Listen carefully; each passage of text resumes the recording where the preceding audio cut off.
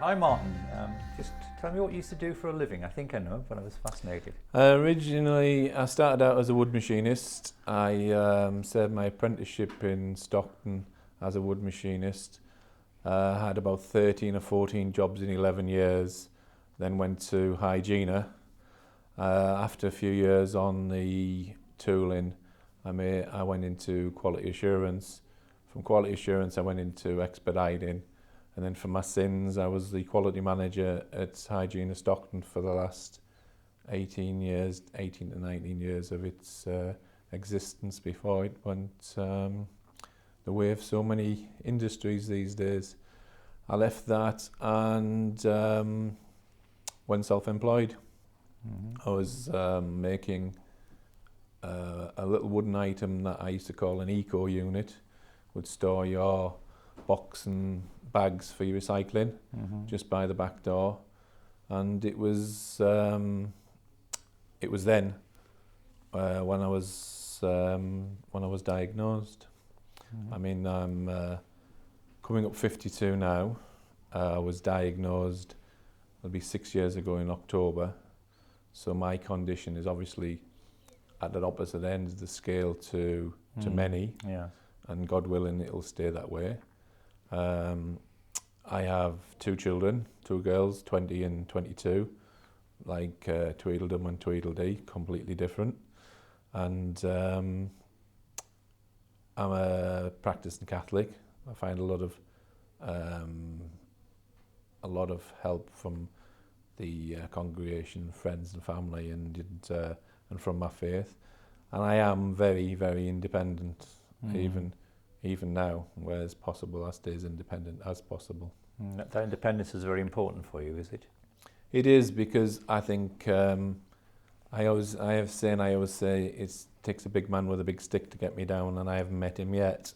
But about 4 years ago in James Cook, it came awful close. And if you don't stay positive, well, then I think you can, you can slip and slide and just go into the depths.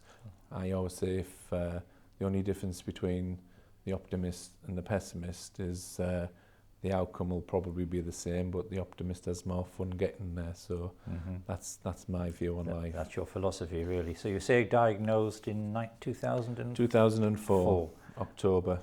And can you just go back to that? You did say that it was a stick, it was a hurt, but how did you actually feel at the time when that? In fact, did you have any awareness that you had MND? No, I'd been treated for RSI, sitting at a desk, at the keyboard and one thing and another.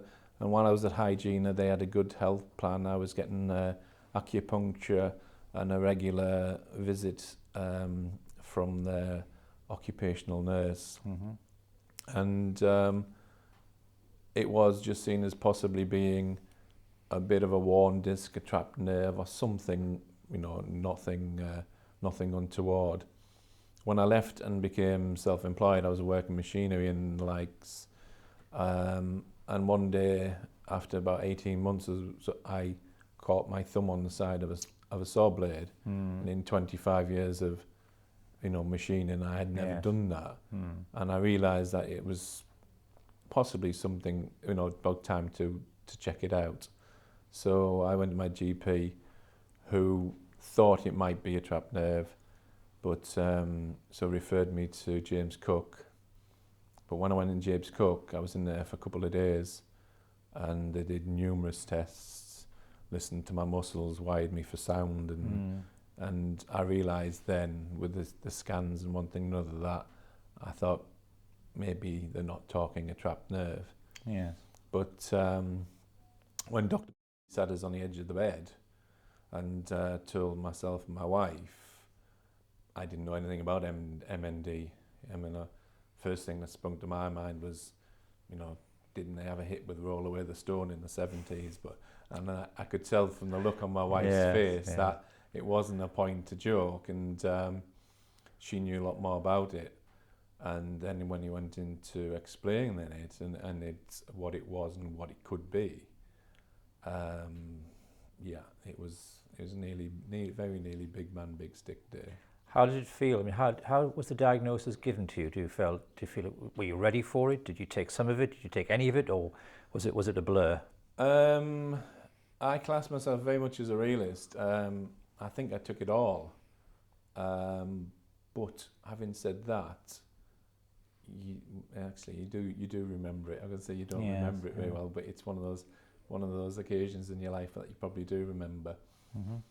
My biggest concern at the time was for Susan, because I could see the look of horror on her face, and when Doc explained what it was, he also did explain that it is different things to different people. Mm-hmm. But when they give you statistics like 75% of the people who are diagnosed can be dead within the first 2 to 3 years, obviously that is a very big chill factor. Mm-hmm. And I don't believe I was in any kind of denial, but I do think at the time I thought maybe I'm not that bad. And here we are nearly 6 years on, and God willing it'll stay that way. But it was an awful lot to take in.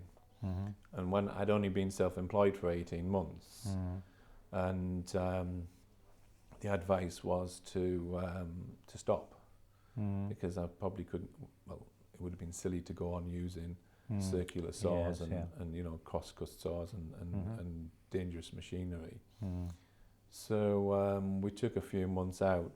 I took a few months out just to get my head around things, and obviously then I had to try and close down my business as such. And move on. Going back to that conversation that you had, which was obviously difficult at the time with the consultant, what other conversations did you have following that with your family or your wife or parents? So we didn't tell anybody. I told a very good friend of mine the very next day, because I needed to tell somebody, I needed to get it off my chest to somebody. And Stephen's a very big help. As for my daughters, which obviously at the time they were only sort of 14 and 16, we didn't want to frighten them. So we made a conscious decision not to tell anybody initially, until both myself and my wife had kind of come to terms with it. Unfortunately, Susan had been bad with her nerves a few years earlier when her mother died, and to some extent my main concern was ensuring that Susan was handling the situation as well. And so we made a conscious decision just to keep it to ourselves initially. I told, like I say, a good friend of mine, Stephen, and a few days later I told my mother and father and Susan's father. But we didn't particularly want it spread around, because we weren't sure just how family and friends would react. We didn't want to get swamped. It was a difficult shot to call. How did family and friends react? Did they react the way you expected them to? Were there any surprises? Denial from them? What was it? My mum and dad were upset. I could see they were upset. They didn't say anything other than, that obviously they'll still be there if we need them and so on. Most people tended to react by looking on the brighter side of it, saying that it obviously taken a while to diagnose it, and maybe I would be one of the people who it wasn't such a vicious form of it. And but generally family and friends, I know my family and friends, they're there if I need them. If I go and ask them a question, I'll get a specific answer. They wouldn't necessarily come forward with all kinds of suggestions and advice, So we have a very close family, both myself and Susan, and a very good close friend network as well. And I am a practicing Catholic, and it's the same with the church, but I didn't tell anybody within the church until possibly maybe 2.5 years later, Mm. when a few people had noticed that my right arm, which was mainly the culprit at the time, was obviously I couldn't use it. I couldn't raise it. And in a charity function, I told 2 or 3 friends, and by that I knew word would get about.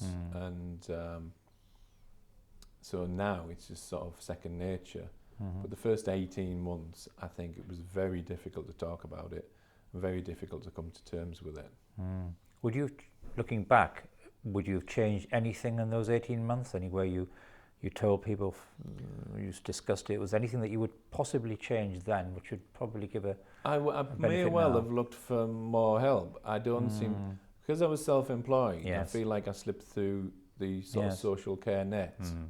I think, you know, you get your pack from the hospital, which is very helpful. Yes. But it's also a bit daunting when you start reading some of the information.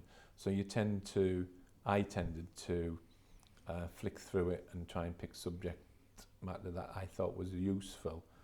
From the social care point of view, I think it was possibly 2 to 3 years down the line before we actually sort of registered on anybody's. Okay.